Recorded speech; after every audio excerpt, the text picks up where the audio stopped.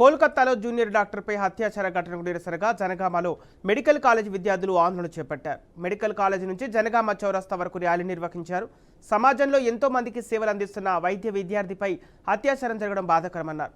నిందితుడిని కఠినంగా శిక్షించాలని, వైద్య కళాశాలలో రక్షణ కల్పించేలా ఏర్పాటు చేయాలని డిమాండ్ చేస్తున్నారు.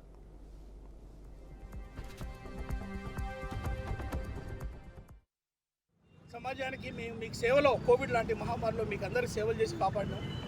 ఈ సందర్భంలో మమతా బెనర్జీ గారు ఏం చేస్తున్నారంటే, ఎక్కడైతే శిక్షించాలనో ఆ ప్రిన్సిపల్ని వేరే కాలేజ్ ప్రమోషన్ ఇచ్చి పంపడం, అంటే ఇటువంటి బ్రూచువల్ ఈవెంట్కి ఆమె సపోర్ట్ చేస్తున్నది. అక్కడ ఉన్న ఏసీపీని వేరే దగ్గరికి ప్రమోషన్లో పంపడం ఆమె వాళ్ళకు సపోర్ట్ చేస్తున్నది. అంటే లా అండ్ ఆర్డర్ కలకత్తాలో లేదు. మా డిమాండ్ ఏంటంటే, ఎవరైతే ఆ అమ్మాయిని రేప్ చేసిర్రో ఇమ్మీడియట్గా వాళ్ళకి పనిష్మెంట్ చేయాలి, సిబిఐకి హ్యాండ్ ఓవర్ చేయాలి. అక్కడ ఉన్న ప్రిన్సిపల్ కావచ్చు, పోలీస్ వ్యవస్థ కావచ్చు, వాళ్ళని సస్పెండ్ చేయాలి.